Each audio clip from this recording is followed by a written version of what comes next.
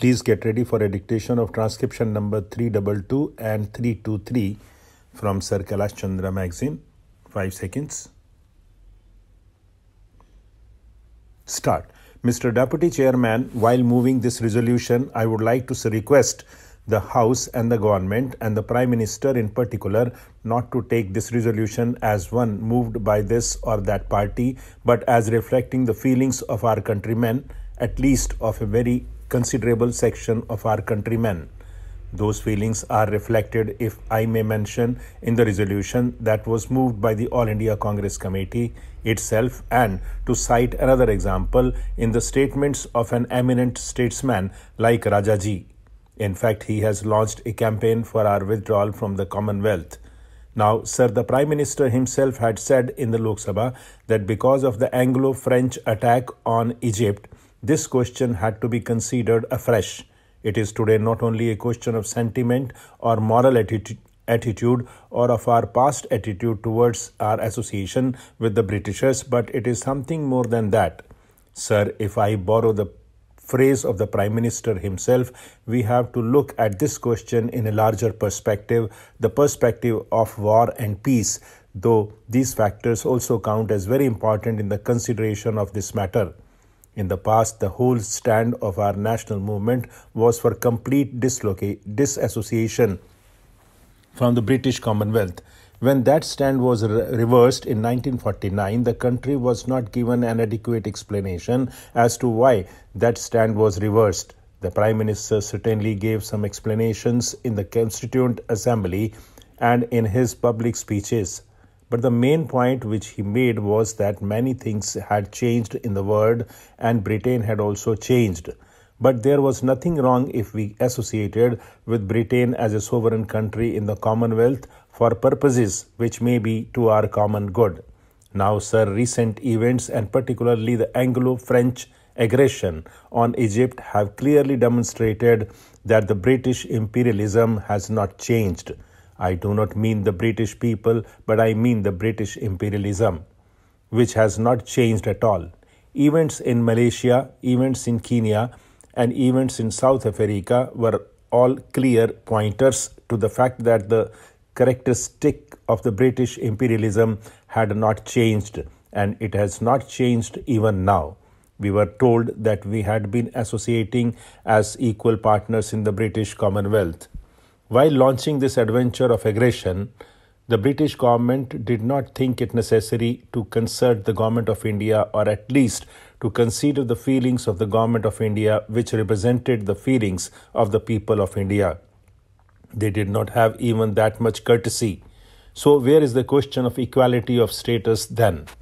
The bill, sir, which I have moved for the consideration of the House mainly falls into 4 parts.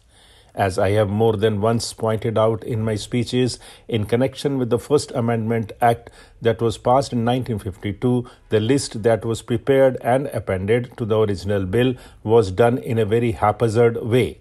In the First Amendment Act, an effort was made to correct some of the mistakes and to add a few more archaeological sites and monuments. In connection with that bill, sir, I had pointed out even then that there were quite a few monuments which were not included in that, even though they should have been immediately included therein. Hence, in this bill that I have put forth here, I have tried to include some additional monuments which should have been included therein even last time. The second thing that I have tried to do in this bill is that in the original act as well as even after the First Amendment Act, there remained quite a few mistakes, very patent mistakes, which need to be corrected. For instance, the districts of Rajasthan were never correctly named, and all the districts were not even included in that act. Thirdly, I have held the view that all the important monuments which have been protected under the Ancient Monuments Preservation Act 1904 and which are in the states should be declared to be of national importance. I urge this for 2 reasons. Firstly, I have always been of the view that there is no reason why, just because certain actions can be taken and certain moves can be made in the states under the Act of 1904, those monuments should not be declared to be of national importance. Sir, I am really amazed to see that while some petty monuments have been declared to be of national importance, the great stupa of Sanchi, which is revered not only in India but also in lands like China, Japan, and the Far East, when people from thousands of miles have been coming here for centuries past, that stupa has not been declared to be of national importance. I am amazed at this state of affairs. Mr. Deputy Chairman, this is only an amending bill and the time is also very short. So I cannot take up all the industries separately, but I shall confine myself to a few observations.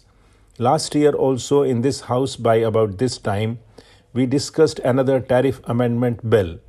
In connection with that, I made certain observations as well as suggestions for the government, but I do not find that any attention has been paid to these suggestions. My suggestions were to this effect that when any bill for granting protection or discontinuing protection to an industry was brought, we should be supplied with certain information under three categories.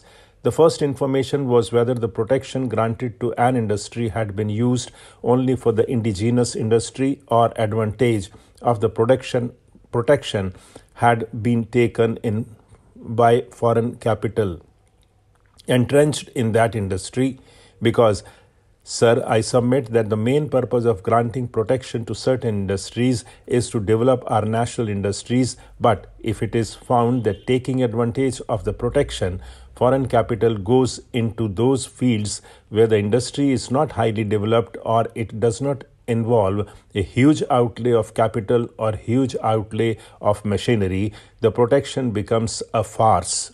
My second category of suggestions was that when protection was granted to an industry, it should be seen how far that industry was progressing properly and also how far it was taking steps to lighten the burden on the consumers.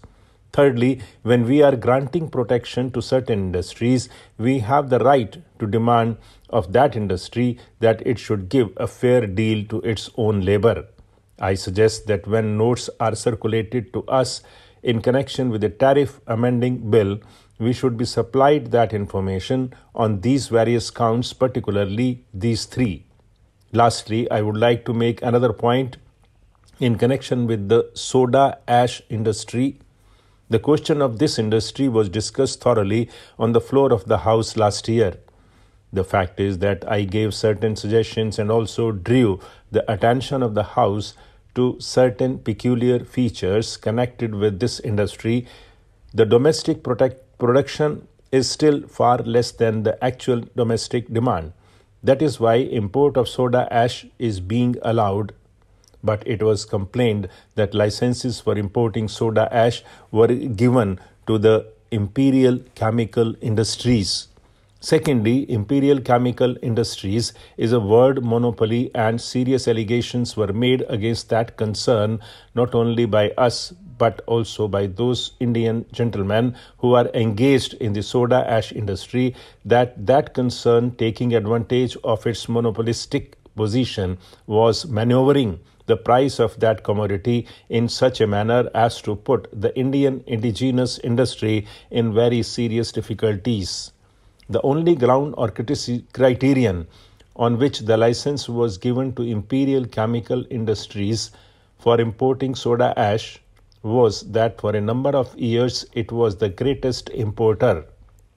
But if, while granting protection to a national industry, we look at things in such a mechanical and superficial way, it defeats the very purpose for which Parliament is enacting this piece of legislation. About these things, I have no information as to what is the present position, whether these suggestions were considered, whether the matter was looked into, whether any investigation was undertaken, and if so, with what result. On these matters, we have not been supplied with any information. Therefore, I agree to some extent with my honorable friend, Mr. Kishan Chand, that we are confronted with some tariff amending bills in installments. These bills are presented before us as necessity arises, but while they come to us, we do not have the total picture before us. Whatever information is given is of a very general nature and superficial, and it does not really help us to understand the real position as regards those points which I have made out. Mr. Deputy Chairman, as the time is short, I should like to confine myself to 2 or 3 observations. First and foremost, in addition to certain information being given to members who are interested in the subject, it is necessary when the Export Advisory Council meets twice a year, that invitation should be given to such members to attend these meetings. The government itself will benefit by the members listening to the viewpoints put by those people who are in the trade. I had made this observation with regard to education advisory boards and every other body, that members of both houses should be informed about the meetings of such bodies and they should be allowed to attend them as spectators. Stop.